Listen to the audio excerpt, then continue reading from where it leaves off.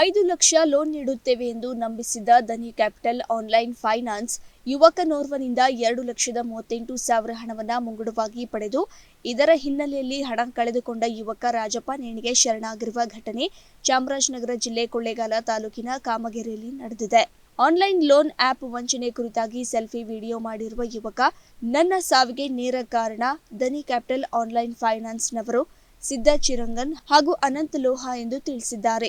ನನ್ನ ಸಾವಿನ ನಂತರ ನನ್ನ ಮನೆಯವರಿಗೆ 1 ಕೋಟಿ ಪರಿಹಾರ ನೀಡಬೇಕೆಂದು ಕೇಳಿಕೊಂಡಿದ್ದೇನೆ. ಘಟನಾ ಸಂಬಂಧ ಕೊಳ್ಳೇಗಾಲ ಗ್ರಾಮಾಂತರ ಪೊಲೀಸ್ ಠಾಣೆಯಲ್ಲಿ ಪ್ರಕರಣ ದಾಖಲಾಗಿದೆ. ಧನಿ ಕ್ಯಾಪಿಟಲ್ ಫಿಂಡಲ್ನಿಂದ ನನಗೆ 5 ಲಕ್ಷ ಲೋನ್ ಕೊಡ್ತೀನಿ ಅಂತ ನನ್ನ ಯಾಮಾರಿಸಿ ನನ್ನ ಹತ್ರ ಇರೋ 7,38,000 ಹಣವನ್ನು ಪಡೆದುಕೊಂಡು ಯಾವುದೇ ಥರ ಲೋನ್ನ ನನ್ನನ್ನು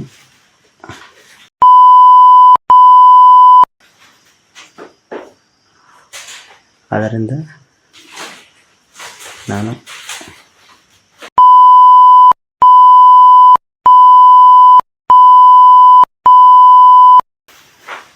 ಸಿದ್ದ ಚಿರಂಗನ್ ಮತ್ತು ಅನಂತ್ ಲೋಹಾ ಅವರು ಕಾರಣರಾಗಿರುತ್ತಾರೆ ಹಾಗೂ